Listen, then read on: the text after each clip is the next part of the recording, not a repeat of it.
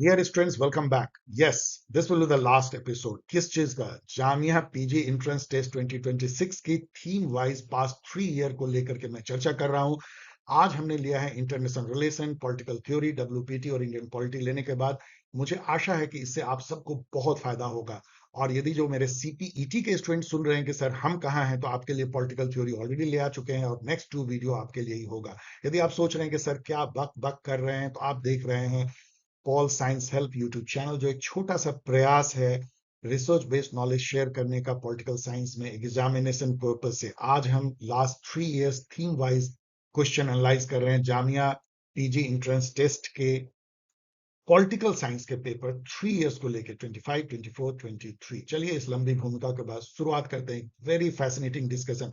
फिर मैं कहूंगा मेरे बातों को गौर से सुनिएगा, क्योंकि हड़बड़ी में ये वीडियो बनी हुई है। बहुत कुछ लिखने का टाइम नहीं है, मैंने काफी कुछ लिखा भी है, लेकिन सुनिएगा मैं क्या कह रहा हूं। Lots of information for your exam on 10th। यदि आप जामिया के एग्जाम को दे रहे हैं पॉल साइंस या आईआर, 10 तारीख को जो है पॉल साइंस है, और शायद 24 या 25 को, अभी तो काफी दिन है मई में, आईआर एंड एरिया स्टडी है। यदि आप उसको दे रहे हैं, जो कि बेहद इंपॉर्टेंट और बहुत अच्छी यूनिवर्सिटी है जामिया, तो आपके लिए गोल्डन अपॉर्चुनिटी है क्रैश कोर्स ज्वाइन करने का। पॉल साइंस की सुपर रिवीजन क्लासेस जो है वो कल से शुरू हो रही हैं, फुल लेंथ मॉक भी, और आपको बोनस में मिलता है 15 थीम वाइज मॉक और exam prep strategy and live sessions and guidance. यदि आप इसको ज्वाइन करना चाहते हैं, यहाँ ये भी ध्यान रखें कि आपको आईआर के लिए सब्जेक्टिव की भी गाइडेंस मिलेगी once the pol science exam is over on 10th में। यदि आप इसको ज्वाइन करना चाहते हैं नॉमिनल कॉस्ट, तो आप name, Telegram ID and mobile number भेजें paulsciencehelp@gmail.com पे। आइए सबसे पहले 2025 के जो क्वेश्चन है, जो आईआर से थोड़े बहुत इधर उधर हो सकते हैं। मैंने कुछ क्वेश्चन ऐसे आर्टिकल लिए हैं जो इंटरनेशनल रिलेशंस जुड़े हुए हैं, कुछ चीजें, लेकिन मोर और लेस कोर आईआर के जो क्वेश्चन हैं 2025 के Jamia PG entrance test political science के पेपर से जो मैं निकाल पाया हूं, चलिए उसको एक एक करके चर्चा करते हैं with lots of additional information. First है, uniting for peace resolution was adopted in 1950 by. अब ये जो क्वेश्चन है ये रिपीट हुआ, आगे भी आपको ये मिलेगा। यूनाइटिंग फॉर पीस रिजोल्यूशन जो है वो जनरल असेंबली ने 1950 में अडॉप्ट किया था। उस समय कोरियन वॉर, नॉर्थ और साउथ कोरिया के बीच में हो रहा था। कोल्ड वॉर का जो है दौर था, मतलब शुरुआती दौर। नॉर्थ कोरिया को सोवियत रूस सपोर्ट कर रहा था और साउथ कोरिया को यूएसए एंड दैट। उस केस में जनरल असेंबली ने ये कहा था, इसको कहते हैं 377 ए रिजोल्यूशन यूएनजीए का। उसमें उन्होंने ये कहा था कि यदि सिक्योरिटी काउंसिल कुछ ना कर पाए विश्व में शांति लाने को, कंफ्लिक्ट को रिजॉल्व करने को, क्योंकि वहां पे P5 का वीटो है, तो उसको हम उससे बाईपास करने के लिए, मतलब हम चुपचाप नहीं बैठेगी यूएन जनरल असेंबली, जो कि एक तरह के पार्लियामेंट है यूएन की, हम कुछ करेंगे। अब ये कितना खोखला हो चुका है कि अभी उसके बाद से जितने भी कॉन्फ्लिक्ट हुए हैं, अभी हाल में यूक्रेन रसिया की हो, चाहे वेस्ट एशिया में क्राइसिस हो, कुछ भी नहीं कर पाई है UN general assembly, even security council. UN एक डिफंक्ट बॉडी की तरह हम लोग के सामने दिख रहा है।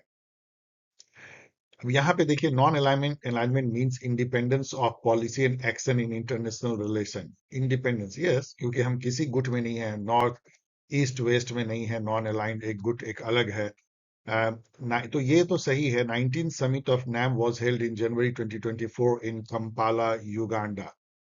ये भी मुझे लगता है सही है। 19th, उसके पहले अजरबैजान बाकू में हुआ था, और 25 से लेके 28 तक जो है अभी युगांडा ही जो है इसका नाम का प्रेसिडेंट है। इसको देख लीजिएगा कि ये 25 था या 24, बस इस पे मैं कंफ्यूज कर रहा हूँ, लेकिन मुझे लगता है कि ये कंपाला में हुआ था, तो मैं I will go with both correct. उस समय में तो ये करंट इवेंट जैसा था 25 में।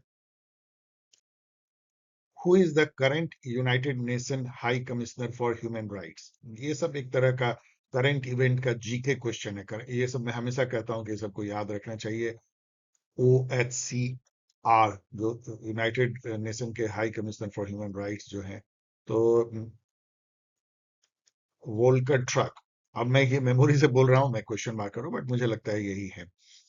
अब यहाँ पे देखिए, match list Iran, Lebanon, Israel, Egypt और चाहबार, ये पोर्ट है। ऑफ कोर्स ये क्वेश्चन थोड़े से वर्टिकल में होता तो अच्छा होता। तो ईरान का पोर्ट जो है चाहबार है, जिसपे इंडिया की भी काफी इन्वेस्टमेंट है। क्योंकि इंडिया का ये गेटवे है टू सेंट्रल एशिया, जिसका रूट हमारे यहाँ से कट गया है पाकिस्तान क्रिएट होने के बाद। तो हम चाहवार पोर्ट होकर के सेंट्रल एशिया की ट्रेड पे जाते हैं। तो वन का जो है वन है, तो वन का वन यहाँ पे एक ही है, इसका मतलब कि ये हम क्रैक कर चुके हैं।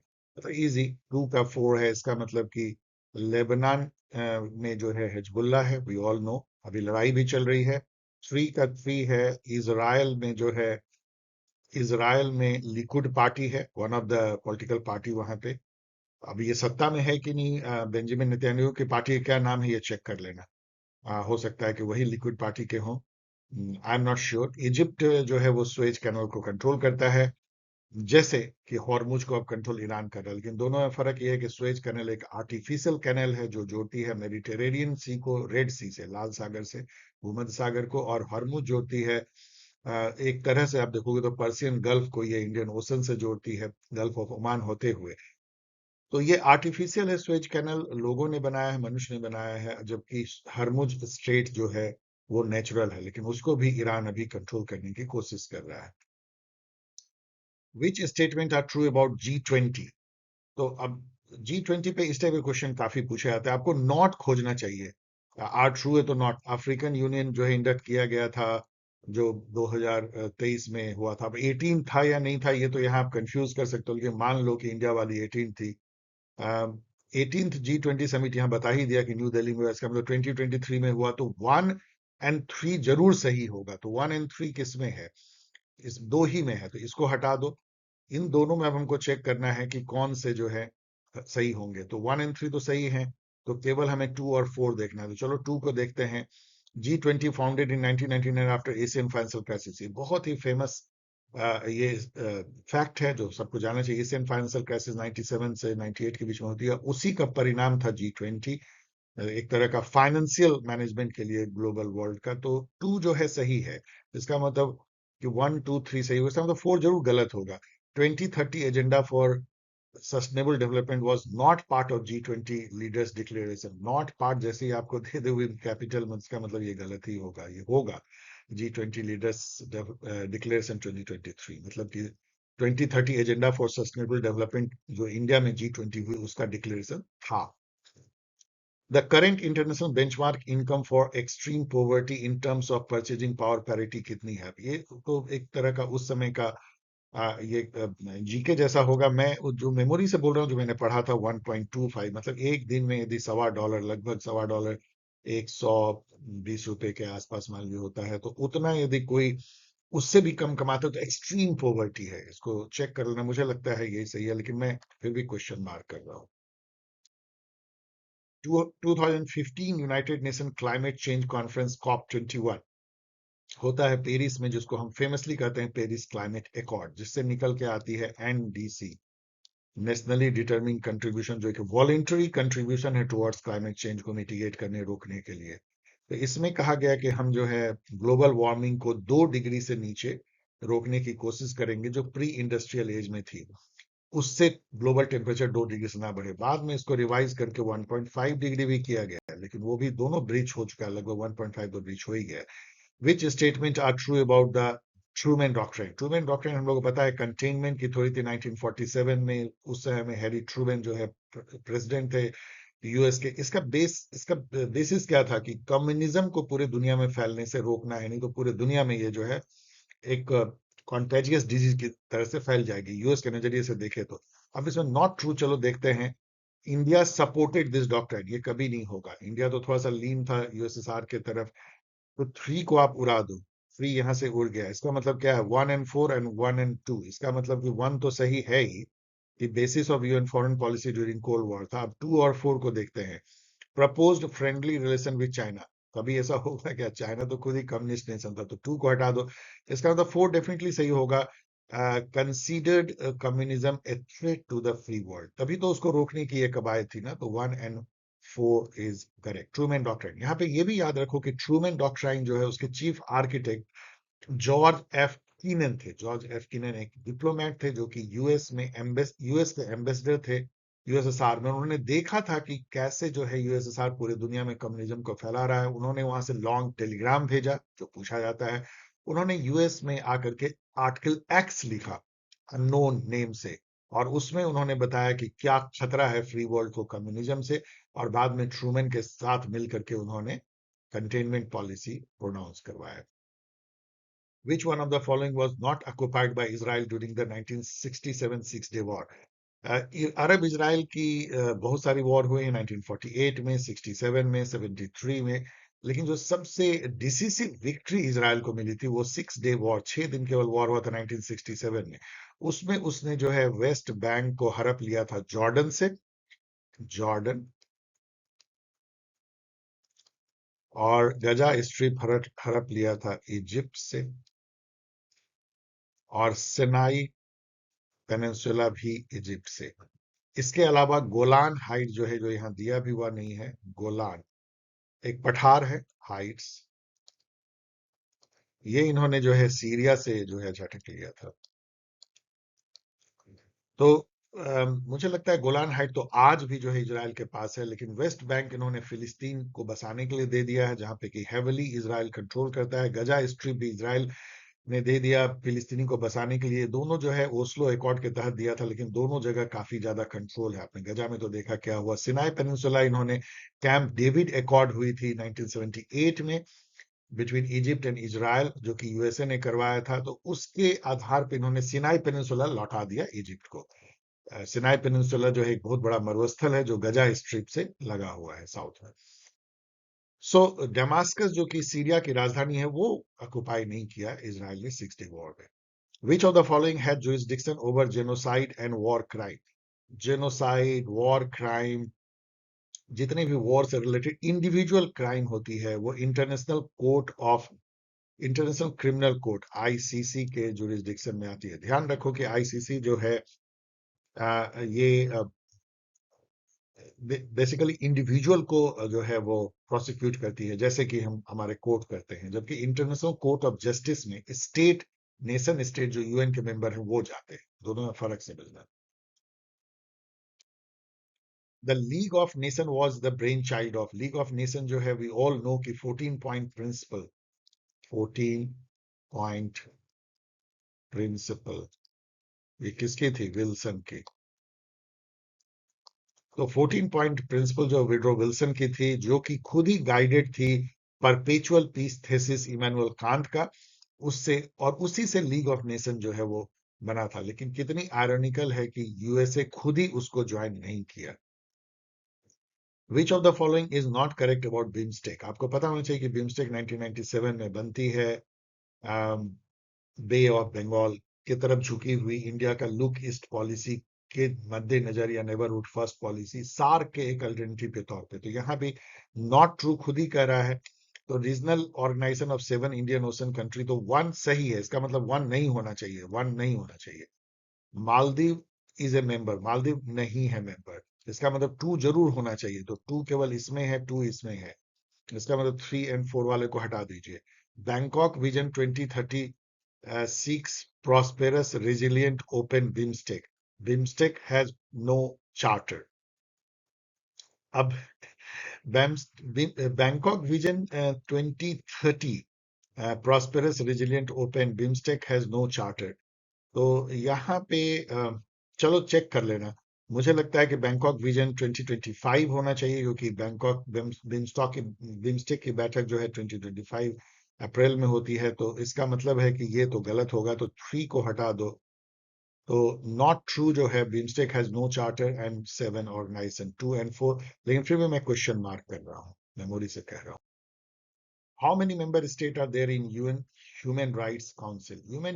यूएन की जो ह्यूमन राइट काउंसिल है वो यूएन की एक संस्था है, और एक तरह से कह सकते हो स्पेशलाइज एजेंसी है, या उसकी एक संस्था है जिसमें कि ह्यूमन राइट को स्थापित करने के लिए, और उसके साथ ही जो है OHCHR, जो आपने वर्ल्ड टर्क देखा, वो क्लोजली काम करते हैं। इसमें 47 मेंबर है।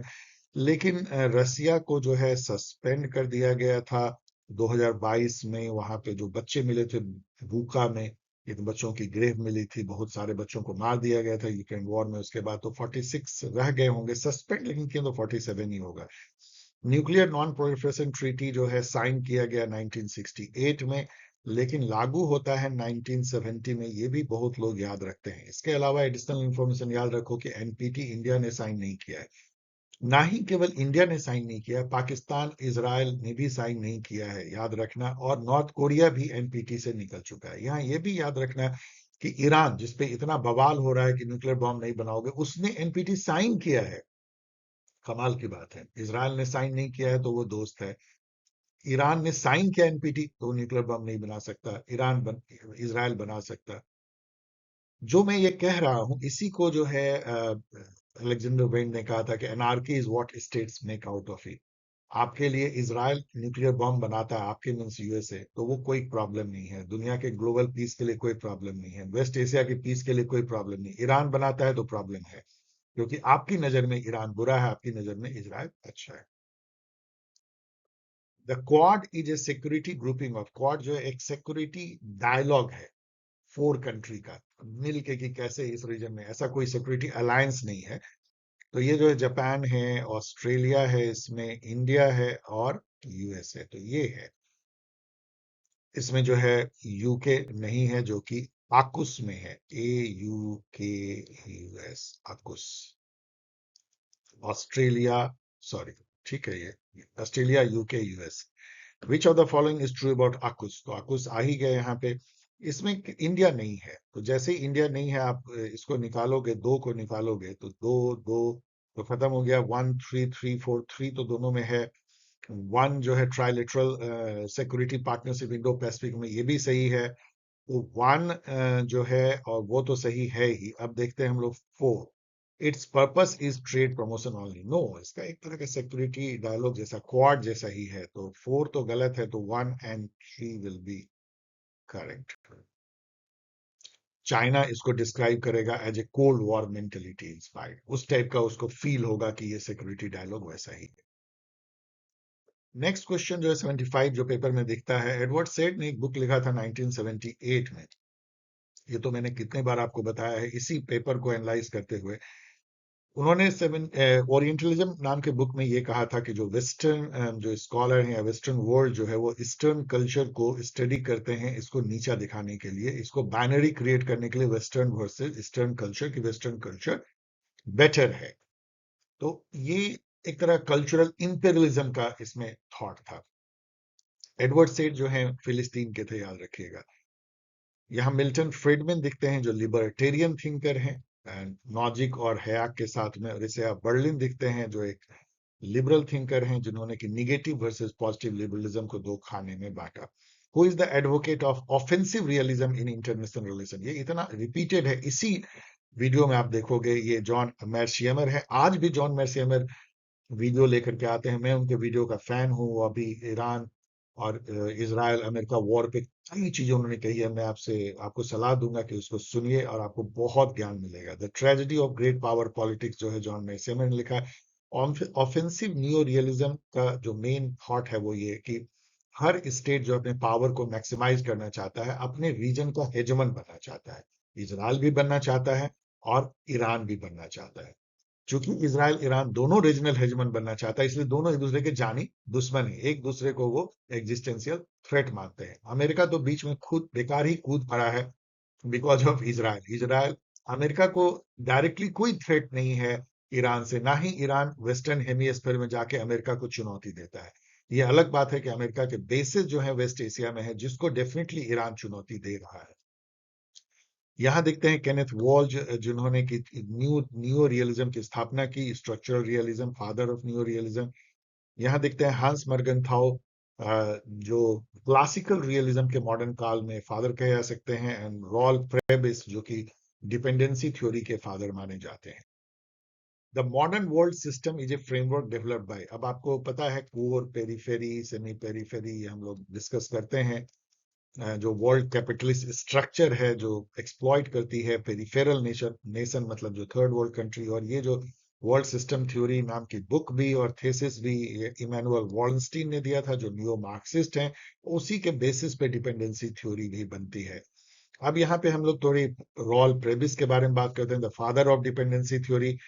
तो वो हेड भी थे UN economic commission for Latin America, और उसी से उन्होंने जो है उसको स्टडी करके उन्होंने सिंगर के साथ, पीटर सिंगर के साथ उन्होंने एक थेसिस निकाली, उसको प्रेबिस सिंगर थेसिस कहते हैं, कि कैसे जो ट्रेड जो सिस्टम है, जो व्यापार होता है, वो कैसे लूटता है थर्ड वर्ल्ड कंट्री को। क्योंकि इंटरनेशनल ट्रेड में थर्ड वर्ल्ड कंट्री से रॉ मटेरियल सस्ते दामों पे, कमोडिटी, एग्रीकल्चरल प्रोड्यूस औने पौने दाम पे डेवलप कंट्री लेती है, उसको अपने यहाँ प्रोसेस करती है और फिर कई गुना दामों पे फिर उसको बाजार बना करके बेच देती है। रॉल प्रेबिस की जो बुक है, ये जरूर देख लेना, मैंने यहाँ काफी कुछ दे दिया है। यहाँ रोस्टोव दिखते हैं, जो 5 स्टेज ऑफ इकोनॉमिक डेवलपमेंट के लिए जाने जाते हैं। इन्होंने लिखा था non communist manifesto of economic development. यहाँ मैरिड केनिस दिखते हैं, जो केनिसनिज्म के प्रतिपादक हैं, प्रोपाउंडर हैं, जिन्होंने डिमांड लेट इकोनॉमिक ग्रोथ, जिसके बेसिस पे पूरे दुनिया में 60s 70s में वेलफेयर स्टेट की परिकल्पना आई, वो जॉन मैरिड केनिस है। Who is not awardee of Nobel prize for the study of role of institution. अब जो है ये करंट इवेंट का क्वेश्चन है। 2024 का नोबेल प्राइज जो इकोनॉमिक्स में मिला था, वो Daron Acemoglu, Simon Johnson and James Robinson को मिला था। The studies of how institution are formed and affect prosperity. Institution कैसे अफेक्ट करता है, उसमें नरगिस मोहम्मदी एक ऑड वन आउट है, जिनको कि 2023 का नोबेल प्राइज मिलता है, और ये ईरान की हैं, ध्यान रखना, वहां ह्यूमन राइट के लिए लड़ती रही हैं, अभी शायद जेल में पड़ी हुई है। The concept of soft power is propounded bye, ये सब लड्डू क्वेश्चन है। जोसेफ ने, जो कि जूनियर, इसका मतलब कोई सीनियर भी होगा, उन्होंने एक बुक लिखी थी, soft power the means to success in world politics. तो सॉफ्ट पावर उन्होंने ये कहा था कि कंट्री केवल जो है अपने बॉम्ब, गोले और सेना के चलते ही अपनी बात नहीं मनवाती है, जो अमेरिका करना चाह रहा है अभी ईरान में। उसकी सॉफ्ट पावर मतलब उसकी जो चार्म है, उसकी जो नीति रही है, जो अच्छी रही है, जो उसकी अपनी इंटरनल पॉलिसी है, जिसको लोग तवज्जो देते हैं, उसका जो वर्ल्ड में पेश आने का तरीका है वो बहुत सभ्य है, उसकी बातों पे लोग भरोसा करते हैं। यदि ऐसा है तो अपनी बात बिना वो फोर्स के भी मनवा सकता है। जैसे कि यदि आप देखो स्विट्जरलैंड, उसकी सॉफ्ट पावर क्या है, वो हमेशा न्यूट्रल रहता है। इसी तरह से सेंट्रल एशिया में टर्कमेनिस्तान, नॉर्वे, जो हमेशा पीस कराते रहता है, उसको लोग बहुत तवज्जो देते हैं। तो सॉफ्ट पावर इसको कह सकते हैं। इंडिया के सॉफ्ट पावर देखो तो बॉलीवुड में है, योगा में है, ओल्डेस्ट डेमोक्रेसी में है, लिबरल डेमोक्रेसी में है, जहां की यूनिटी इन डाइवर्सिटी, ये सब हमारी जो है सॉफ्ट पावर है। जोसेफ ने, यहाँ दिखते हैं रॉबर्ट कोहेन, जो कि जोसेफ ने के साथ मिलकर कॉम्प्लेक्स इंटरडिपेंडेंस की थ्योरी देते हैं। ये भी लिबरल थिंकर है, आफ्टर हेजमनी नाम के बुक के लिए जाने जाते हैं। EH कार यहाँ दिखते हैं, जो कि इंटर वॉर पीरियड में 1919 से लेकर 1939 के बीच में एक बेहद इंपॉर्टेंट रियलिस्ट थिंकर हैं, जो बुक लिखते हैं 20 ईयर क्राइसिस। अब हम लोग आते हैं 2024 के क्वेश्चन जो IR के निकल पाए हैं, जामिया के PG एंट्रेंस टेस्ट के पेपर पॉलिटिकल साइंस। ये क्वेश्चन सेक्यूरिटाइजेशन पे है। सेक्यूरिटाइजेशन मतलब जब सिक्योरिटी को हम एक थ्योरी में बदल देते हैं, थ्योरी ऑफ सिक्योरिटी। और ये करने वाले बैरी बुजान थे, और एक पूरी स्कूल ही इन्होंने स्थापना की, इसको Copenhagen school of security studies कहते हैं, जिन्होंने पहली बार इस पर फोकस किया कि सिक्योरिटी केवल स्टेट की सिक्योरिटी नहीं है। मान लीजिए ईरान अभी सिक्योर है क्योंकि उस पर अभी कोई अटैक नहीं हो रहा, आज अभी सीज फायर है मान लो, लेकिन क्या ईरान के लोग सिक्योर हैं? क्या वहां ह्यूमन राइट है? तो ह्यूमन सिक्योरिटी का क्या, या नॉन जो स्टेट सिक्योरिटी है, नॉन कन्वेंशनल सिक्योरिटी है, उसका क्या? लोग यदि पैंडेमिक से मर रहे हैं तो क्या वो ह्यूमन सिक्योरिटी नहीं है? क्लाइमेट चेंज से यदि कोई मर रहा है तो उसका क्या? तो इस तरह की जो है सिक्योरिटाइजेशन पे बहुत सारे अदर्स उन्होंने कॉन्सेप्ट डेवलप किए, जो कि नॉन कन्वेंशनल थे, अनकन्वेंशनल थे। और उन्होंने सोशल कंस्ट्रक्टिविज्म का यूज किया कि security is a constructive social construction. आप कैसे अपने सिक्योरिटी को परसीव करते हैं, वही आपके लिए सिक्योरिटी है। इसराइल यदि ये परसीव करता है कि ईरान उसके लिए एग्जिस्टेंशियल थ्रेट है, एंड वाइसा वर्सा, ईरान यदि ऐसा सोचता है तो सोचता है उसके लिए वही सही है। बैरी बुजान ने जो है ओले weber and JAP D will, जो उनके साथी रहे हैं कोपेनहेगन स्कूल में, बुक लिखा security a new framework for analysis. जरूर इस बुक को याद कर लो। अकॉर्डिंग टू, यहाँ सैमुअल हटिंगटन दिखते हैं क्लास ऑफ सिविलाइजेशन थीसिस के लिए।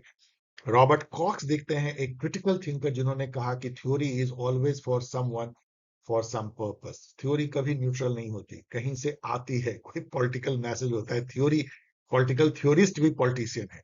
According to post colonial theory, what term describe the imposition of western culture values to non western society. यही तो कल्चरल इंपेरियलिज्म है, कल्चर इंपेरियलिज्म, थोपना, और उससे कभी हम मुक्त नहीं हो पाते, कल्चर इंपेरियलिज्म। अब यहाँ पे देखो हाइब्रिडिटी का कॉन्सेप्ट है जो कि फ्रेंच फैनन ने दिया था, कई लोगों ने दिया था। होता क्या है कि जैसे अंग्रेज हमारे यहाँ 200 साल शासन करते हैं, ऐसा नहीं है कि हमारे कल्चर को इफेक्ट करते हैं, हम भी उनके कल्चर को इफेक्ट करते हैं। और यहाँ रहने वाले लोग जब इंग्लैंड गए तो वो इंडो यूके कल्चर या इंडो अंग्रेज कल्चर को लेकर के गए, उसमें कई इंडियन वर्ड मिल गए, कई तरह के यहाँ की हैबिट्स उनके कल्चर में भी चली आती है, एक हाइब्रिड कल्चर निकलता है।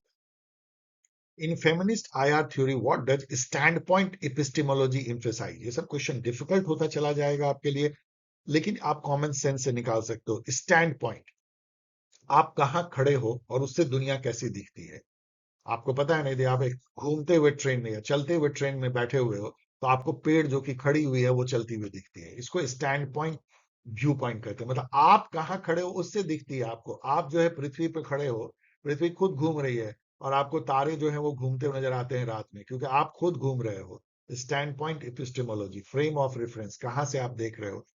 तो ये फेमिनिस्ट कहती हैं कि ये जो इंटरनेशनल रिलेशन की सारी जो थ्योरी है, सारी जो जो जो जिस तरह से उसको उसको डिस्क्राइब किया था, एनालाइज किया था, वो ना मेंस का पर्सपेक्टिव है। हम कहाँ हैं उसमें, हमारे पर्सपेक्टिव से नहीं है। तो जेंडर्ड पर्सपेक्टिव जो है वो हो गया है इंटरनेशनल रिलेशन, तो वुमेन का उसमें जो है व्यू पॉइंट नहीं आ पाता है। इसको पढ़ लेना। इसको देने वाली जो थिंकर थी वो भी एग्जाम में पूछा जाता है, सांड्रा हार्डिंग। यदि एक याद याद रखें, सांड्रा हार्डिंग, और यदि दो तो नैन्सी हारिस्टॉक। यदि आपको दो को याद करना है, जैसे सांड्रा हार्डिंग को जरूर याद करो for stand point epistemology. Epistemology is the science of knowledge. How do you know what we know. उसका stand point frame of reference से क्या नाता है, नजरिया। स्टैंड पॉइंट मतलब नजरिया। In postmodernist IR theory, what term describe the rejection of grand narrative and the celebration of local diverse perspective? Grand narrative जो एक पूरा ओवर आर्किंग जो स्टोरी हिस्ट्री का बताया था कि ऐसे हुआ था, ऐसे होगा, जैसे कार्ल मार्क्स बताते हैं, उसको नकारती है पोस्ट मॉडर्निज्म। वो कहती है कि हिस्ट्री बहुत उथल पुथल से भरा हुआ है, ऊपर नीचे होते रहता है, कोई ऐसा ग्रैंड स्टोरी नहीं है, बहुत ट्रांजिएंट है। वो सेलिब्रेट करते हैं लोकल फिनोमेना को, डाइवर्स पर्सपेक्टिव को, और उसको एपिस्टेमिक प्लूरलिज्म। अब यहाँ देखिए, एपिस्टेमोलॉजी से निकला है एपिस्टेमिक। एपिस्टेमिक मतलब रिलेटेड टू नॉलेज, तो नॉलेज की प्लूरलिज्म, कई सोर्सेस से नॉलेज आते हैं, लोकल सोर्सेस से भी। Which neorealist scholar introduce the offensive realism, emphasizing the relentless pursuit of power by state। Again ये क्वेश्चन जो है रिपीटेड है। यहाँ रुक के मैं मुझे लग रहा है कि मैंने पिछला स्लाइड काफी तेजी से पलट दिया। उसमें जो आप देखोगे, जो इपिस्टेमिक प्लूरलिज्म जो है, वो मुझे लगता है जो थिंकर है वो देख लेना, शायद पीटर एंड हास हैं, तो उनको देख लेना कि वो कौन थिंकर थे, ये जरूर देख लेना, मैं मेमोरी से कह रहा हूँ। Which neorealist scholar introduced offensive realism emphasising the relation relentless pursuit of power by state. ये रिपीटेड क्वेश्चन है, आपको एक दो बार और मिलेगा। जॉन मैसियमर, इन्होंने बुक लिखा था tragedy of great power politics. तो इसको चलो छोड़ देते हैं, रिपीटेड क्वेश्चन आर कर लेते हैं। और आपको मैंने बताया कि जामिया जो है फेमस है रिपीट करने को क्वेश्चन को। अब एक नई थ्योरी पे आते हैं, HST, हेजेमोनिक स्टेबिलिटी थ्योरी, जिसको देने वाले दो पॉलिटिकल इकोनॉमी के बड़े थिंकर थे। एक हैं रॉबर्ट गिल्पिन और एक है चार्ल्स किंडल बर्गर। इन दोनों का नाम याद कर लो। इसमें क्या है कि एक हेजेमन यदि है पूरे दुनिया में, केवल सोल सुपर पावर, जैसे यूएसए कुछ समय के लिए था आफ्टर कोल्ड वॉर खत्म होने के बाद, तो वो एक स्टेबलाइजर का काम करता है। जो इंटरनेशनल रिलेशन में जो पावर पॉलिटिक्स होती है, तो वो बैलेंसर स्टेबलाइजर का काम करता है। तो सबसे ज्यादा यदि देखो तो बैलेंसर भी काम करता है, मेडिएटर भी काम करता है, रूल सेटर भी होता है। तो मतलब लेकिन यदि एक चुनना हो तो स्टेबलाइजर होगा। ऐसा नहीं देना चाहिए क्योंकि ये सभी रोल वो करता है, लेकिन एक्चुअली वो सबसे बड़ा रोल जो प्ले करता है ग्लोबल, वो एक तरह का ग्लोबल गुड प्रोवाइडर होता है, स्ट्रक्चरल पावर उसके पास होती है, और वो एक स्टेबलाइजर का काम करता है कहीं पे उथल पुथल होती है। अभी यदि आप देखोगे तो USA has lost its role of hegemon, super hegemon. क्यों? क्योंकि वो स्टेबलाइजर का रोल नहीं कर रहा है, वो डी स्टेबलाइजर का रोल कर रहा है। उसने जो ईरान वॉर छेड़ा, उससे दुनिया अशांत हुई, उससे दुनिया परेशान हुई, आज भी परेशान है। अगेन उसने जो है वो इकोनॉमिक फ्यूरी के नाम पे जो वो नाकेबंदी कर रहा है दूर में बैठ करके हॉर्मुज से, वो डीस्टेबलाइज कर रहा है। सो यूएसए खुद अपनी कब्र खोद रहा है, क्योंकि वो एक सोल सुपर पावर होने का जो जो जो उसका रोल था उसको झटक करके वो एक खुद ही जो है एक पार्टी बन रहा है, एक कन्फ्लिक्ट में एक पार्टी बन रहा है। तो इसके चलते आप देखोगे कि दुनिया की कोई कंट्री इसराइल को छोड़ के उसके साथ अभी खड़ी नहीं है, कोई भी कंट्री नहीं, हम भी खड़े नहीं है। In critical security studies what does the term emancipation, emancipation का मतलब मुक्ति होती है। मुक्ति से रिलेटेड क्या है? Military dominance, economic liberalism emancipation नहीं है, liberation from oppressive structure. In fact emancipation किसी भी तरह के बंधन से मुक्त होने का है। इनफैक्ट हम लोगों के हिंदू मिथोलॉजी में इमेंसिपेशन का मतलब होता है जन्म मरण के बंधन से मुक्त हो जाना, अल्टीमेट मुक्ति, अल्टीमेट मुक्ति। तो लेकिन चलो यहाँ एक ऑपरेसिव स्ट्रक्चर से, इंटरनेशनल रिलेशन में यदि आप देखो तो कोर पेरिफेरी के स्ट्रक्चर से यदि आप मुक्त हो जाओ, कैपिटलिस्ट एक्सप्लॉइटेशन से मुक्त हो जाओ, कल्चरल इंपेरियलिज्म से मुक्त हो जाओ, तो ये इमेंसिपेशन है। इसकी बात ज्यादा नियो मार्क्सिस्ट करते हैं, फ्रैंकफर्ट स्कूल करते हैं। Critical thinker who is associated with epistemic community, again तीसरी बार एपिस्टेमे आ रहा है, knowledge, knowledge, epistemology, epistemic community, epistemic pluralism. तो एपिस्टेमिक कम्युनिटी क्या होगा? Knowledge community. तो यहाँ पे ये देने वाले जो हैं, अगेन जो हैं पीटर हास आते हैं, जो ये कहते हैं, अब अगेन मैं जो कुछ स्लाइड पहले जो मैंने कहा था एपिस्टेमिक प्लूरलिज्म, वो भी चेक करना किसने दिया था। तो एपिस्टेमिक कम्युनिटी जो है पीटर एम हास देते हैं, मतलब बेसिकली नॉलेज क्रिएट करने वाला एक क्लोज ग्रुप जो आपस में नॉलेज को शेयर करता है और किसी एक पर्टिकुलर डोमेन पे एक्सपर्टाइज रखता है, नॉलेज कम्युनिटी कह सकते हो, पीटर हास। यहाँ अगेन रॉबर्ट कोहेन दिखते हैं, अलेक्जेंडर वेंट दिखते हैं, जिसका आगे एक बुक भी पूछा गया है, जो कि सोशल कंस्ट्रक्टिविज्म इंटरनेशनल रिलेशन में लेके आते हैं। रॉबर्ट कॉक्स मैंने बता दिया है, critical thinker. According to dependency theory, मैंने बताया रॉल प्रेबिस इसके फादर हैं। डिपेंडेंसी थ्योरी जो इमानुएल वॉलस्टीन के कोर पेरिफेरी स्ट्रक्चर को आगे लेता है और ये बताता है, जो ये पूछ रहे हैं, कि द प्राइमरी फैक्टर जो कंट्रीब्यूट करता है under development in peripheral country, peripheral country मतलब थर्ड वर्ल्ड, कोर कंट्री मतलब कि first world, and semi periphery, peripheral country मतलब सेकेंड वर्ल्ड, जो रसिया एंड उसके आसपास जो और कंट्री है यूरोप के। प्राइमरी फैक्टर इनके अनुसार से हमारे अंडर डेवलपमेंट, थर्ड वर्ल्ड के अंडर डेवलपमेंट का इंटरनल नहीं होकर एक्सटर्नल है। जो ग्लोबल कैपिटलिस्ट स्ट्रक्चर है जिसमें कैपिटलिस्ट एक्सप्लॉइटेशन होता है कोर के द्वारा, वो हमारे दुर्गति का कारण है, ना कि कल्चरल बैकवर्डनेस या authoritarian governance, lack of resource. No, ये सब नहीं है। विच फेमिनिस्ट, अब यहाँ पे आके देखोगे ना, तो जो डेवलपमेंटल थ्योरी है, मॉडर्नाइजेशन एंड डेवलपमेंट थ्योरी, जो यूएसए ने 1960s में दिया, जिसमें कि रोस्टोव आते हैं, एलमंड आते हैं, लूसियन पाई आते हैं, इस तरह के जितने थिंकर जिन्होंने दिया, या हटिंगटन आते हैं, वो सब ये सब कारण मानते हैं कि कल्चरल बैकवर्डनेस है, ऑथोरिटेरियन गवर्नेंस है, बैड गवर्नेंस है, मतलब इंटरनल रीजन हमारे दुर्गति का कारण है। जबकि डिपेंडेंसी थ्योरी एक्सटर्नल रीजन, जो कैपिटलिस्ट सोशल कैपिटलिस्ट स्ट्रक्चर है कोर पेरिफेरी का, और जो कैपिटलिस्ट एक्सप्लॉइटेशन है, उसको वो कारण बताते हैं हमारे दुर्गति का।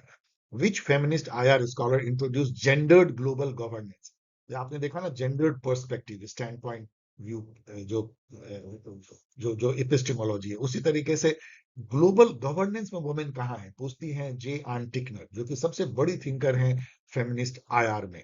और उनकी जो फेमस बुक है वो भी जान लीजिए, feminism and international relation, gender in international relation. J Ann Tickner इसके लिए भी जानी जाती हैं कि उन्होंने मर्गनथाउ के 6 प्रिंसिपल को फेमिनिस्ट पर्सपेक्टिव से जो है एक तरह से रिविजिट किया था, रिफॉर्मुलेट किया था। ये काफी काफी पॉपुलर जो है वो क्वेश्चन है, आप जान लीजिए। तो इन्होंने क्वेश्चन किया था कि जो ग्लोबल गवर्नेंस है वो भी जेंडर्ड है, सब मेल दिखते हैं। आईएमएफ में जो बोर्ड ऑफ गवर्नर में कितनी फीमेल है, यूएन में कितनी फीमेल, कौन यूएन की जो सेक्रेटरी जनरल जो फीमेल बनी, आज तक तो कोई नहीं बनी। तो ये जेंडर्ड ग्लोबल गवर्नेंस है। वर्ल्ड बैंक की का जो हेड है कौन है? आईएमएफ की ऑफकोर्स जो है जूलिया क्रिस्टोवा, क्रिस्टियोपा, देख लीजिएगा नेम। तो वो ऑफकोर्स बहुत अच्छी बात है कि आज के डेट में वर्ल्ड बैंक, आईएमएफ की चीफ जो है एक वुमेन है। ओके, यहाँ पे सिंथिया इनेलोय दिखती हैं, जो कि जानी जाती हैं question banana beaches and bases नाम की बुक पर जानी जाती है, और ये क्वेश्चन पूछते हैं where are women in the international relation, ये भी पूछती हैं कहाँ हैं वुमेन। मार्था फिनमोर दिखती है, इनकी बुक देख लेना, ये भी बहुत फेमस हैं। और कैरोल कोहेन भी जो है वॉर वॉर पे लिखती हैं काफी। ये सब सब फेमिनिस्ट थिंकर काफी फेमस है, मेरे गाइड में दिया गया है। According to post colonial critic of rights discourse, अब राइट डिस्कोर्स जो है लिबरल इकोसिस्टम से निकलता है, या मतलब राइट, यूनिवर्सल राइट, खास करके ह्यूमन राइट, वो लिबरलिज्म का कोर थॉट है, जहां पे कि ह्यूमन की जो वर्थ है, ह्यूमन की जो प्रॉब्लम है, उसको यूनिवर्सल माना जाता है। कल्चरल जो रिलेटिविज्म है उसको ओमिट करके माना जाता है। तो इसको जो पोस्ट कॉलोनियल थिंकर हैं वो काटते हैं। वो कहते हैं कि जो ये मायने हैं, जो फाउंडेशनल वैल्यू के, कि राइट्स क्या है, जस्टिस क्या है, लिबर्टी क्या है, ये सब कल्चरल डिपेंडेंट है, कल्चरली कॉन्टेक्चुअल कॉन्सेप्ट है, ये यूनिवर्सल नहीं है। और ये जो आप यदि यूनिवर्सल बनाओगे ना, तो आप अपने कल्चरल इंपेरियलिज्म हम पे थोपोगे। आप अपने, और ये आपके एक्सप्लॉइटेशन का एक बहाना बन जाएगा, जैसे ह्यूमन राइट के नाम पे आप अटैक कर दोगे हम पे। So it reinforces colonial power structure and ignore indigenous perspective। हमारा स्टैंड पॉइंट को आप नहीं देखते हो, हमारे लिए अधिकार क्या है। यहाँ ये भी ध्यान दो कि जामिया अभी भी आपको मौका दे रहा है कि सबसे लंबा जो स्टेटमेंट होता है, ये सीपेट में भी चलता है और जामिया में भी, सबसे लंबा स्टेटमेंट सबसे सही। यदि सबसे लंबा हो ना, तो उसको गौर करना, 5 बार पढ़ना कि कहीं वही सही तो नहीं है, ज्यादा चांस वही होगा। According to the theory of global public good, global public good क्या है, पहले समझो पब्लिक गुड क्या है। सड़क जो है पब्लिक गुड है, पब्लिक पार्क पब्लिक गुड है। ऐसा गुड जो कि जिसपे आपको पैसा नहीं देना पड़ता यूज करने के लिए, और नॉन राइवलरस होता है, मतलब आप यदि यूज करते हो तो किसी दूसरे का हक नहीं मारा जाता है। लेकिन एक थिएटर जो है, एक जो मल्टीप्लेक्स है, इसमें सिनेमा चलती है, वो प्राइवेट गुड है। उसमें आपको टिकट लगती है, और एक सीट यदि आपने खा लिया तो दूसरा आदमी नहीं बैठ सकता उस पर, उसको प्राइवेट गुड कहते हैं। ग्लोबल पब्लिक गुड क्या है, like internet is a global public good. Global जो फ्री सी लेन जो है जिसपे चलती है, वो ग्लोबल पब्लिक गुड है। Outer space atmosphere global public good. How do multilateral institutions contribute to addressing trans, transnational challenges such as climate change? तो जो मल्टीलेटरल इंस्टीट्यूशन लाइक आईपीसीसी की तरह जो है, क्लाइमेट चेंज की जो संस्था है, या ऐसे कई, जैसे COP30 जो है, वो सब ट्रांसनेशनल इंस्टीट्यूशन है। अब सबसे लंबा जो है यहाँ पे स्टेटमेंट है, यही सबसे सही है। Through collective action, resource sharing and coordinated policy effort, multilateral institutions contribute to addressing transnational challenges such as climate change। ये सब कॉमन सेंसिकल क्वेश्चन है, केवल कॉमन सेंस और सबसे लंबे स्टेटमेंट से आप निकाल सकते हो। राजमंडला जो कौटिल्या की है, आपको पता है, उसमें सर्किल ऑफ किंग है, 12 सर्कल, जो कि जिसमें आपको विजु विसु जो है वो सेंटर में होता है, फिर उसके एलाइज होते हैं मित्र, और फिर उसके सटे, और सटे हुए तो शत्रु होते हैं, नेचुरल एनिमी जो इमीडिएट नेबर है। उसके आगे जो सर्किल होती है वो मित्र की होती है, फिर शत्रु मित्र। और उसके बैक में भी जो है, आगे 6 पीछे 6, इस तरह से। और उसके जो नेम भी बहुत मजेदार मजेदार दिए गए हैं, लाइक उदासीना, मध्यमा, एंड पीछे में जो होते हैं वो अकरंदा, अकरंद सारा, पार्शनी ग्रह सारा। ऑल दिस ऑल नेम्स सब आपको याद होना चाहिए। तो ये बेसिकली क्या है, ये basically relationship, international relationship between king and his subject. No no no, not his subject. सबसे लंबा स्टेटमेंट है, the strategic arrangement of states in international relation. कैसे जो है ये विजु विसु है, और ये इस तरह से जो है सर्किल ऑफ किंग और किंगडम है, like this. Rajmandala. What does UNESCO's memory of the world programme, memory of the world programme क्या है, जिसको हम कल्चरल हेरिटेज कहते हैं, कि इंडिया में भी कितने 47 जगह है जो हेरिटेज साइट है, उसको हम यूनेस्को हेरिटेज साइट कहते हैं, ताजमहल जैसे। कल्चरल हेरिटेज को बचाने की कवायद। What is the main function of UN international law commission. अब ये सब उठपटांग क्वेश्चन आपको आ सकते हैं, जो आपको कॉमन सेंस से निकालने पड़ेंगे। इंटरनेशनल लॉ कमीशन क्या होगा, इंडिया में जैसे लॉ कमीशन है, वो भी कोडिफाई करती है लॉ को, लॉ कौन सा आए कौन सा रिपील हो उसकी सलाह देती है। उसी तरीके से ये ड्राफ्ट करते हैं, कोडिफाई करते हैं इंटरनेशनल लॉ को। ना कि जो है ये कोई आर्बिट्रेशन नहीं करते हैं, इन्फोर्स भी नहीं करते हैं, ये बस रिकमेंडेटरी संस्था है। अब यहाँ पे कोपोस का है, जो कि छुपी हुई एक संस्था है, UN committee on peaceful uses of outer space. अब ये सब इतना कॉमन सेंसिकल है, आप इसको मिस नहीं कर सकते हो। यदि ये यूएन कमिटी है peaceful uses of outer space, तो करेगी क्या, ये स्पेस एक्सप्लोरेशन या आउटर स्पेस, इसी दोनों संबंध। अब यहाँ देखो, रेगुलेटिंग मिलिट्री एक्टिविटी, नो, इस तरह का कोई भी संस्था मिलिट्री एक्टिविटी नहीं करती, मिलिटराइजेशन नहीं करती। तो एक ही बचता है कि ये पीसफुल जो इंटरनेशनल कोऑपरेशन है स्पेस एक्सप्लोरेशन में, उसको बढ़ावा देगी। कोई एडमिनिस्ट्रेट नहीं करेगी, मिलिटराइज नहीं करेगी, कॉमन सेंस।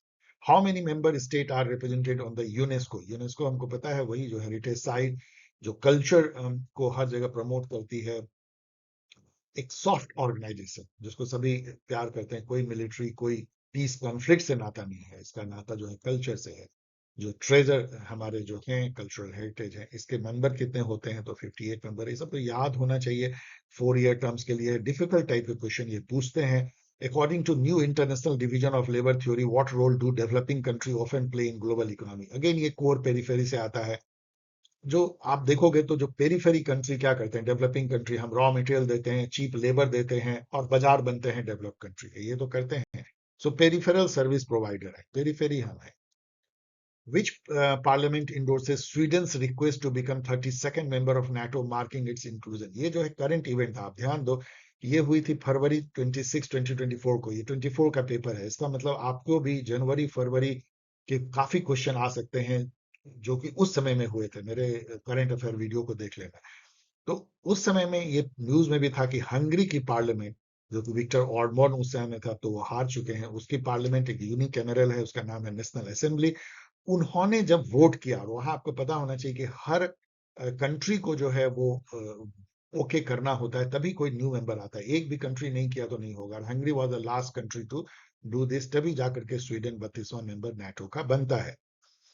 यौंदे डिक्लेरेशन जो है किससे लिंक्ड है? अब अगेन ये जो है मार्च 2024 की करंट इवेंट थी। उस समय में एक बैठक हुई थी, 11 अफ्रीकन नेशन जो बेचारे मलेरिया से भी परेशान है, और यानदू जो है कैमरून, वही कैमरून जो कि फुटबॉल के लिए फेमस है, उसकी राजधानी है। तो पता भी नहीं होगा, क्योंकि हम लोग अफ्रीका को तो अभी भी हमारे लिए डार्क कंटिनेंट ही है, उसके नेशन उसके कैपिटल को हम जानते भी नहीं है। यानदू में बैठक होती है मलेरिया से रिलेटेड, मलेरिया इरेडिकेशन। एटलीस्ट इतना तो जान लीजिए कि यानदू जो है कैमरून की राजधानी है। फिर नाटो पे क्वेश्चन है कि वो एक एग्रीमेंट करते हैं, ये सब भी करंट इवेंट था, उस टाइम उन्होंने किया था 2024 में। 1000 यूनिट जो है वो मिसाइल डिफेंस सिस्टम जो अभी आपको वेस्ट एशियन वॉर में दिखा, जहां की ईरान की मिसाइल आती है और कैसे सायरन बजता है इसराइल में, और कैसे हवा में ही वो एक मिसाइल उड़ती है और उसको मार देती है, जिससे बच जाता है, शहर बच जाता है, नहीं तो तबाह हो जाता है। तो ये जो डिफेंस वाली जो मिसाइल होती है, जैसे यहाँ से मिसाइल छोड़ी गई ईरान की, और ये इजराइल की जो है ये पैट्रियट मिसाइल, थार्ड मिसाइल, ये एरो, ये सब सब जो है S4, ये सभी जो है ना वो डिफेंस मिसाइल सिस्टम है। डिफेंस मिसाइल सिस्टम क्या करती है, जैसे ही ये सेंस करती है कि हमारे आसमान में आ रहा है, यहाँ से वो छूटती है, और ये जीपीएस गाइडेड होती है। इसके हीट से वो मैप लेती है कि कहाँ आ रहा है, एकदम एकदम पिन पॉइंट करके इसको स्ट्राइक करती है, और ये बिखर जाता है और फिर गिरता है कन कन होके। थोड़ी बहुत नुकसान हो सकता है, लेकिन जनरली बच जाते हैं। तो ये बहुत महंगा होता है, और जो नाटो ने खरीदा था ये पैट्रियट सिस्टम था। इसको जो है वो यूरोपियन जो स्काई शील्ड बनाने के लिए उन्होंने यूज किया था, यूरोपियन स्काई शील्ड इनिशिएटिव। ये कई कंट्री अपने स्काई शील्ड बना रही हैं, मतलब जैसे कि आसमान से यदि रॉकेट और मिसाइल बरसे तो बच जाए। जैसे इंडिया ने उसको सुदर्शन चक्र का नाम दिया है, यूएस ने जब रोनाल्ड रेगन थे तो उसको स्टार वॉर का नाम दिया था कोलिकली, या ऐसे उसका नाम तो स्ट्रैटेजिक डिफेंस इनिशिएटिव था। उस बहुत फेमस किया इजराइल ने उसको, आयरन डोम नाम दे करके, एंड लाइक दैट। अभी जो है ट्रंप ने उसको नाम दिया है गोल्डन डोम, जो उनका कहना है कि सबसे अच्छा डिफेंस सिस्टम होगा मिसाइल से बचने के लिए। तो उन्होंने पैट्रियट खरीदा था।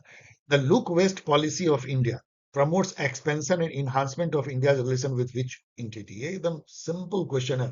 यदि लुक वेस्ट है तो वेस्ट एशिया ही होगी, और कौन हो सकता है? वेस्टर्न यूरोप नहीं, वेस्ट अफ्रीका नहीं, यूरोपियन यूनियन नहीं, वेस्ट एशिया। मोदी जी के टाइम में 2014-15 में ये लॉन्च हुई थी।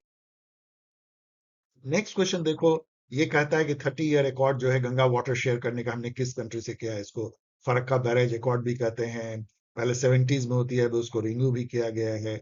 ये ऑफकोर्स हम बांग्लादेश के साथ करेंगे, क्योंकि हम गंगा वाटर जो उन्हीं के साथ शेयर करते हैं। दूसरी हम पाकिस्तान के साथ तो करते नहीं। इंडस रिवर करते हैं, उसके ट्रिब्यूटरी, इसलिए इंडर वाटर ट्रीटी है।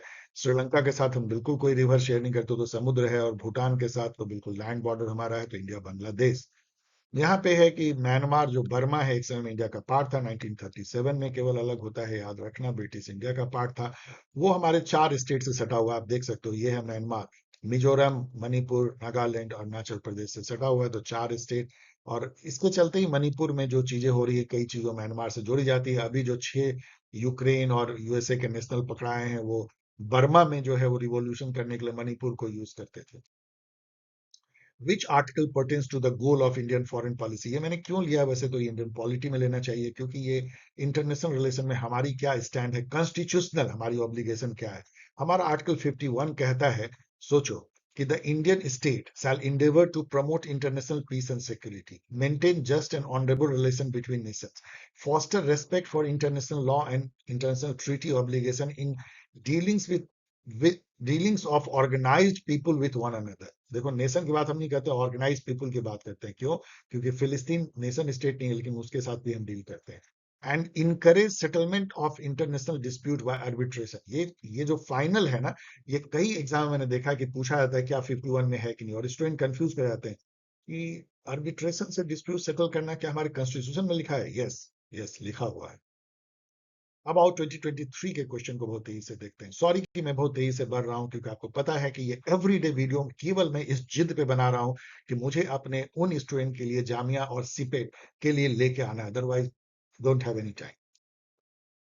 विच one of the following was annexed by Russia in 2014। ये हम लोग सब जानते हैं कि 2014 में यूक्रेन के क्रीमिया को छीन लिया रसिया ने, ये हम जानते हैं। और उसके बाद उनको जो है G8 से निकाल दिया गया, काफी उनकी जो है मजम्मत की गई, और उनको एक तरह से कहा गया कि आप जो है एग्रेसर हो एंड ऑल। लेकिन हम लोग ये भूल जाते हैं कि यूक्रेन का कभी क्रीमिया पार्ट था ही नहीं। क्रीमिया जो है वो रसिया का एक रीजन था, जिसको यूएसएसआर ने 1954 में क्रीमिया को यूक्रेन को दे दिया था। क्यों दे दिया था? उस समय में यूक्रेन यूएसएसआर का पार्ट था, और यूक्रेन ज्वेल क्राउन था, सबसे बड़ा, रसिया के बाद कोई सबसे बड़ा रिपब्लिक था जो 15 मिल करके जो बनाए थे यूएसएसआर, वो यूक्रेन था। यूक्रेनियन रसियन भाई भाई थे, दोनों मिलकर लड़ते थे। जब उन्होंने हिटलर को हराया तो यूक्रेन की जो सेना थी बहुत आगे बढ़ चढ़ के उन्होंने हिस्सा लिया था। और जो उस समय में जो यूएसएसआर के जनरल सेक्रेटरी थे निकिता क्रुश्चेव, जो हेड थे यूएसएसआर के, वो यूक्रेन में ही पले बढ़े थे। वो यूक्रेन रसिया के बॉर्डर कर्स्क में पैदा हुए थे, डॉनबास में उनका पूरा जो है जीवन बीता था। तो कितना प्यार होगा उनको यूक्रेन से। तो उन्होंने जो है 1954 में क्रीमिया को हैंडओवर कर दिया यूक्रेन को, उसको फिर छीन लिया रसिया ने। ये हम लोग भूल जाते हैं, क्योंकि वेस्टर्न डिस्कोर्स में ये नहीं बताया जाता है। क्रीमिया 2014 में रसिया ने फिर छीन लिया। Which one is not a principle of political realism? Morgenthau ने 6 प्रिंसिपल दिए, 6 में से कौन नहीं है वो तो समझ लो। Abstract moral principle can be applied to politics? No, can not, कभी नहीं। मोरल प्रिंसिपल से पॉलिटिक्स, वर्ल्ड पॉलिटिक्स गाइडेड नहीं होती है, छोड़ दो इसको। फॉर एग्जाम्पल, पूरा वेस्ट एशिया जो है गाय का मीट खाता है। हम लोग हिंदू में गाय का meat abhor, we don't like. लेकिन क्या मोदी जी जाएंगे वेस्ट एशिया में, वहां बोलेंगे कि तुम गंदे लोग गाय का मीट खाते हो, हम तुमसे डील नहीं करेंगे? बोलते हैं हम लोग? वैसे क्यूरियसली जान लीजिए, इंडिया सबसे बड़ा एक्सपोर्टर है, one of the biggest exporter गाय के मीट के लिए वेस्ट एशिया में। ये अलग बात है, यूपी से सबसे ज्यादा जाता है। तो या गाय या भैंस, चेक कर लीजिएगा, मैं मेमोरी से बोल रहा हूँ। लेकिन इसका मतलब क्या है कि मोरलिटी को बीच में नहीं लाते। वेस्ट एशिया हमारे लिए इंपॉर्टेंट है, स्ट्रेटेजिक इंपॉर्टेंस है, केवल हमको अपना नेशनल इंटरेस्ट देखना है। अपना नेशनल इंटरेस्ट देखना है, और जिस कंट्री से डील कर रहे हैं उसका नेशनल इंटरेस्ट हार्म नहीं करना है। इसी दो के बेसिस पे इंटरनेशनल रिलेशन बनती है, मोरल पर्सपेक्टिव से नहीं बनती, मोरल एस्पिरेशन से नहीं बनती है, मोरल प्रिंसिपल से नहीं बनती है। पॉलिटिक्स यहाँ मैकेबिलियन चलता है, मोरल प्रिंसिपल कहीं नहीं आता। So abstract moral principle no. यहाँ पे 3 जो है इनकी है। Politics is govern by objective laws rooted in human nature, सही है। National interest defined in terms of national power, ये सही है। लेकिन नेशनल इंटरेस्ट जो है डायनेमिक होता है, but always define in terms of power होता है।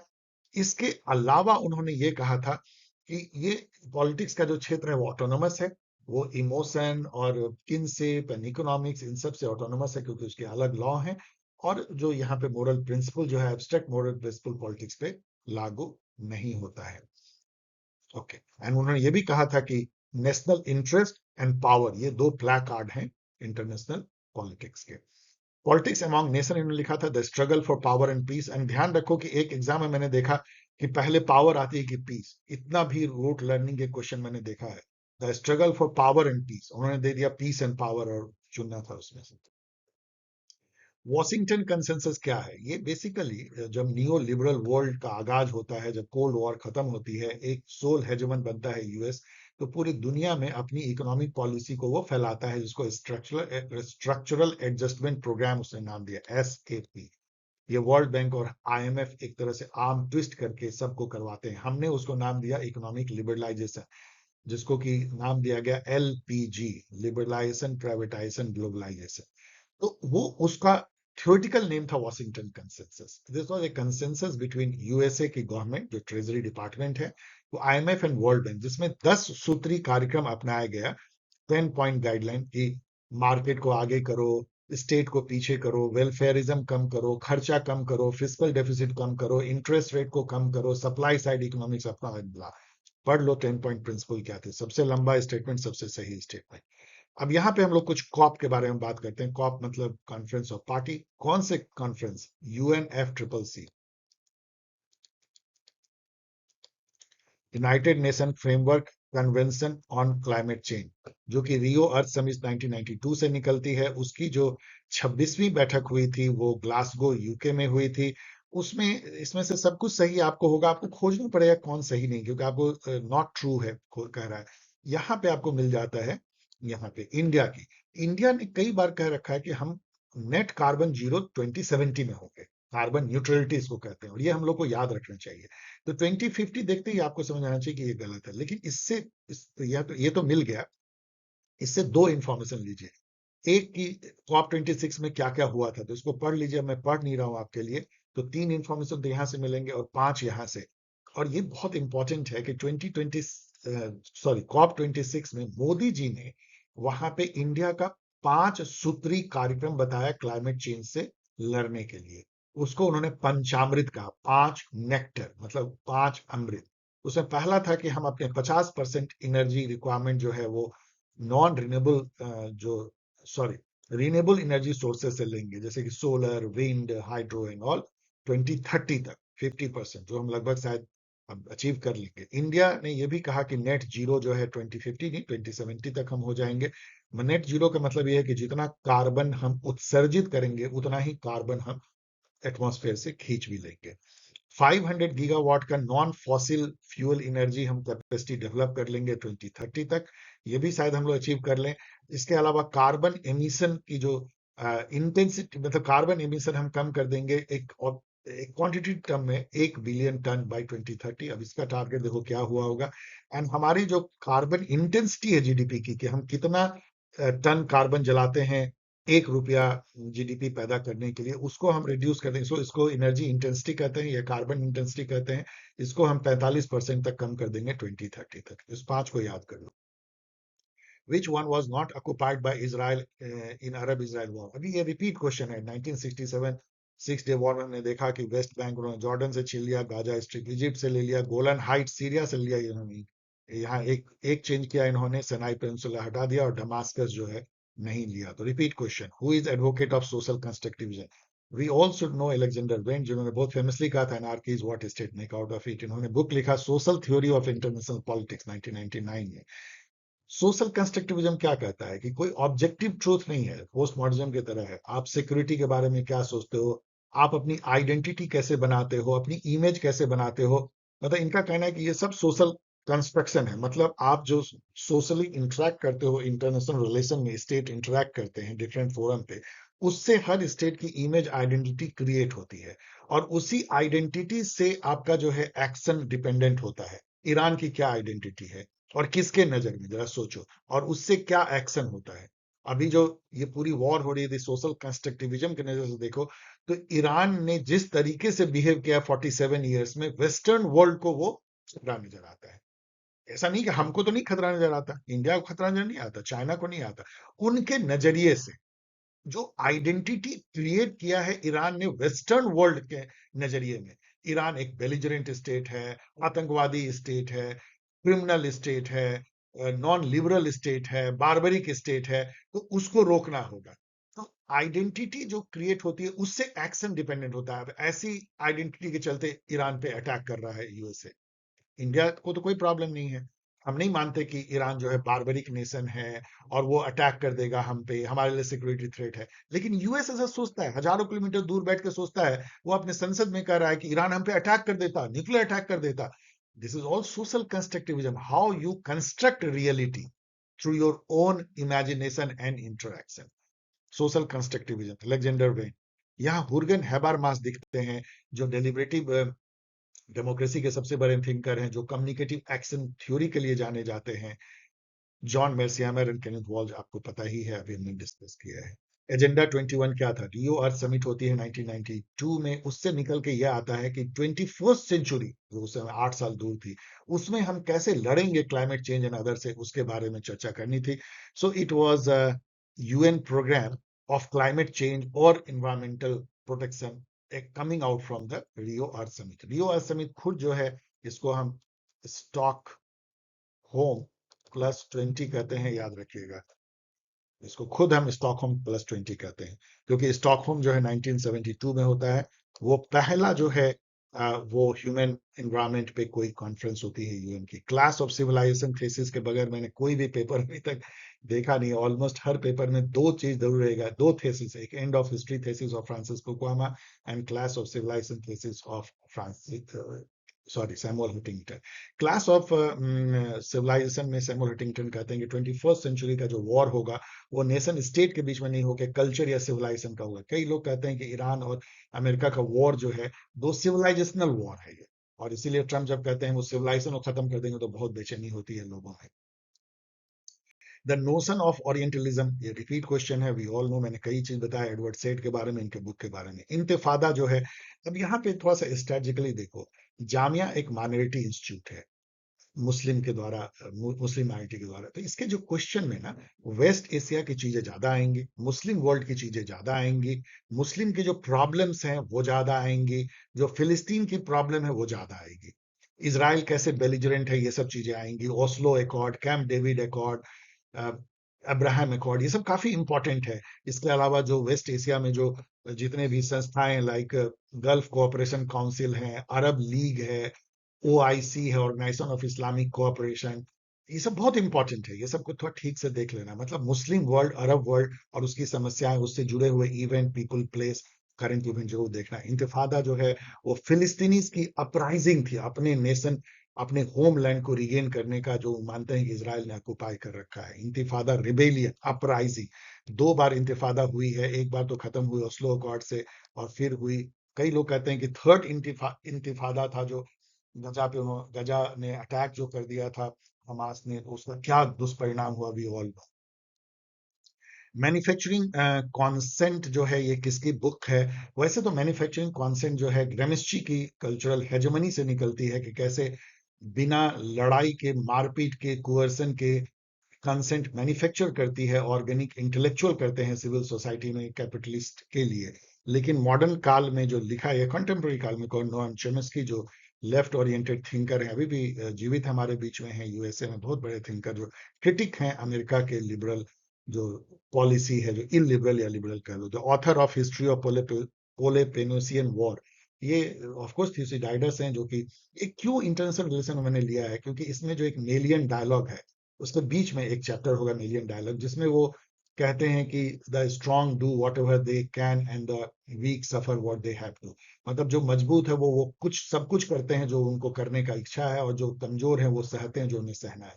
यही अभी इंटरनेशनल रिलेशन हम लोगों ने देखा, कैसे जेलेंस्की को बेइज्जत किया गया व्हाइट हाउस में, कैसे जो है यूएन, जापान के प्राइम मिनिस्टर को ट्रम्प ने बेइज्जत किया। मैंने उसको देखा था, मुझे देख के बहुत अजीब लग रहा था, जहां ट्रम्प जो है उसको रिडिकुल करते हैं पर्ल हार्बर के अटैक के, जापानीज प्राइम मिनिस्टर को, कैसे जो है बार बार हमारे प्राइम मिनिस्टर को जो है वो बेइज्जत करने की कोशिश करते हैं।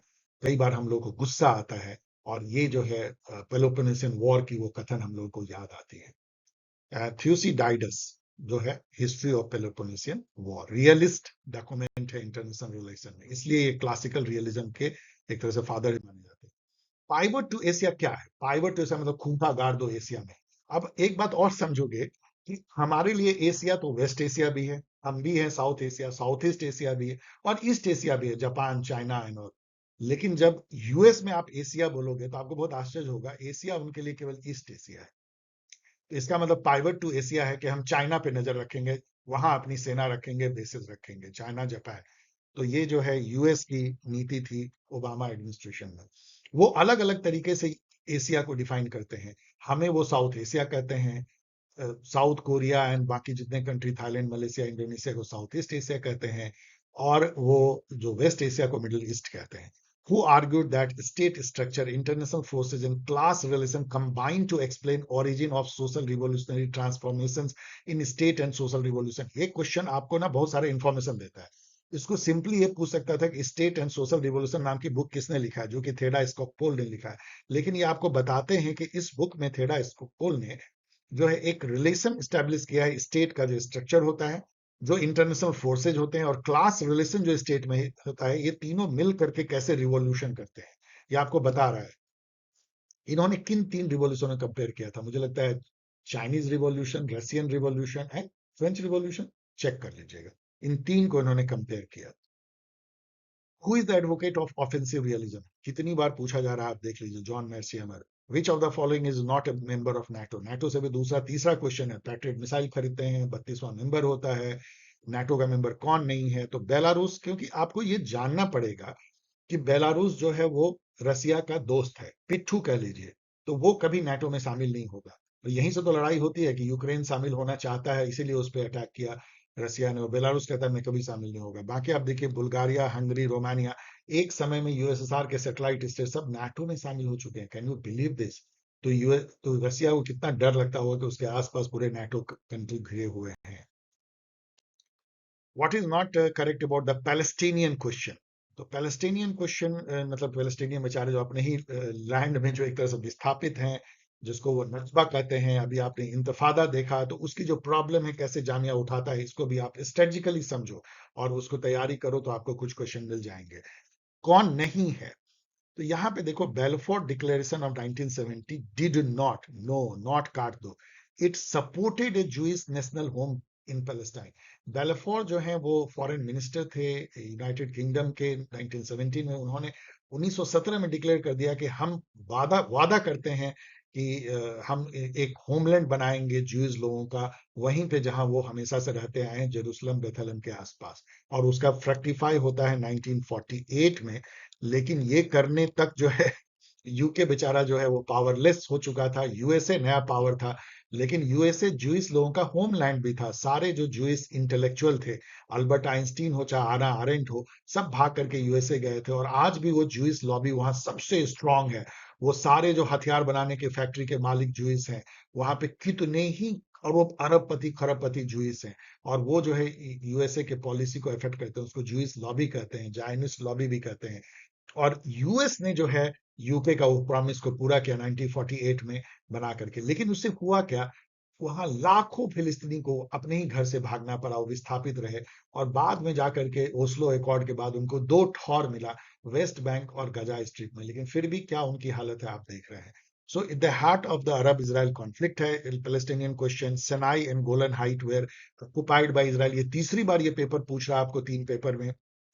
सेनाई जो है इजिप्ट से, गोलन हाइट सीरिया से, वेस्ट बैंक जो है वो जॉर्डन से, और गजा स्ट्रिप भी इजिप्ट से।